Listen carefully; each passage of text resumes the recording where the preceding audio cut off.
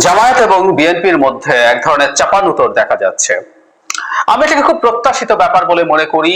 এর অনেকগুলো কারণ আছে এবং আমি ধারণা করি ভবিষ্যতে এই চাপানুতর আরো বাড়বে, এমনকি সেটা ঝগড়া বিবাদেও পরিণত হতে পারে।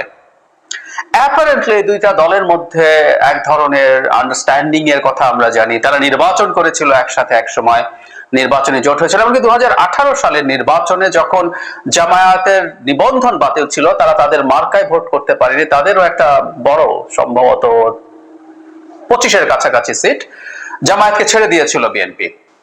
সুতরাং তাদের এক ধরনের নির্বাচনী ঐক্য ছিল। এটা বলাই বাহুল্য, এটা নির্বাচনী ঐক্যই। এটা আদর্শিক ঐক্য হওয়ার সম্ভাবনা সেই অর্থে দুদলের নেই। কিন্তু সম্প্রতি দেখা যাচ্ছে জামাত এবং বিএনপির মধ্যে চাপানুতর শুরু হয়েছে, কিছুটা ঝগড়া ফ্যাসাদও বলতে পারি। এটা মূলত শুরু হয়েছে জামাতের দিক থেকে। জামাতের আমির কয়েকটা কথা বলেছেন, যেটা নিয়ে ইভেন শেষ পর্যন্ত বিএনপি মহাসচিব রিয়াক্ট করেছেন। সেটার ইম্প্যাক্ট কি, জামাত কি চাইছে, জামাত যা চাইছে সেটা কতটুকু সঠিক, বিএনপি ভবিষ্যতে জামাতের সাথে সম্পর্কে ডিনামিক্সটা কি হবে, সেগুলো নিয়ে একটু কথা বলতে চাই। দুদিন আগে জামায়াতের আমির বলছেন এভাবে, যারা রাজনীতি করেন মানুষের মনের ভাষা তাদের পড়তে হবে, মনের সাহিত্য পড়তে হবে। যদি আমরা না পারি আমরাও ব্যর্থ। আল্লাহর শুকরিয়া ওই ধরনের বাড়াবাড়ির মধ্যে যায়নি।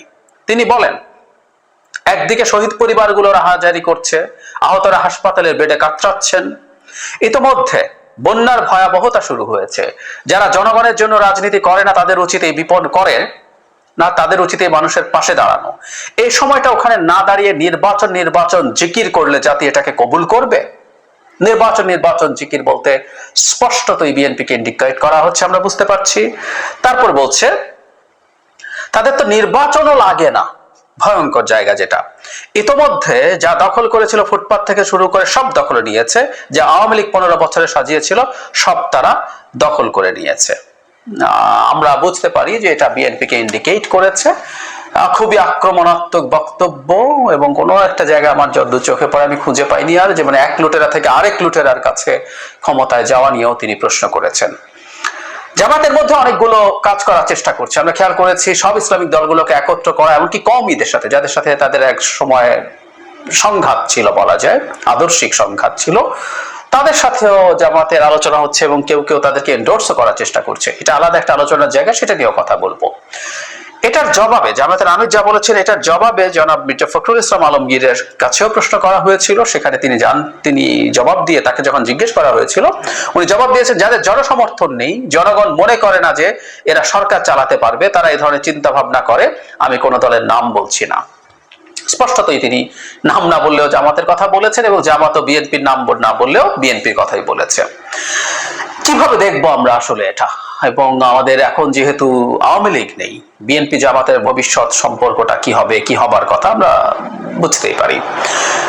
বিএনপি জামাতকে জোটে নিয়েছিল কারণ একটা হিসাবে দেখা গেছে, বাংলাদেশের যদি সঠিক ভোট হয় তাহলে জামাতের এককভাবে জেতার সম্ভাবনা খুব বেশি জায়গায় নেই। এটা অন্তত যে সময় নির্বাচন হতো সে সময়কার কথা। এখনকার আপডেটেড তথ্য আমরা জানি না। আমাদের কারো ধারণা যে জামাতের অনেক উন্নতি হয়েছে জনসমর্থনের দিক থেকে। আমার এটা নিয়ে দ্বিমত আছে, আমি সে জায়গায় যাচ্ছি না, দ্বিমতের প্রশ্ন নেই। কিন্তু একটা সময় জামাত কয়েকটা সিটে হাতে গোনা এককভাবে নির্বাচিত হয়ে আসার সক্ষমতা ছিল। 4, 5, 6 এর বেশি না, 96 সালের দিকে এই ধরনের পরিস্থিতি ছিল। কিন্তু জামাতের বিভিন্ন সিটে বেশ, মানে এটা ভ্যারি করে, কিন্তু 10 থেকে 25, 30, কোন সিটে 40-50 হাজারও ভোট আছে। ফলে নির্বাচনী রাজনীতিতে এটা খুব বড় ডিসাইডিং ফ্যাক্টর হিসেবে আবির্ভূত হয়েছিল আওয়ামী লীগ যদি থাকে। ফলে বিএনপি জামায়াতকে নিয়েছে এবং জামায়াত এই সুযোগটা রাজনৈতিক ক্যালকুলেশনে ব্যবহার করেছে। খুবই স্বাভাবিক, খুবই যৌক্তিক ব্যবহার। নির্বাচনী রাজনীতিতে এগুলো হয়। আপনার সমর্থন যদি প্রয়োজন হয় কারণ নির্বাচনে জেতার জন্য, আপনি তখন সিট নিয়ে অনেক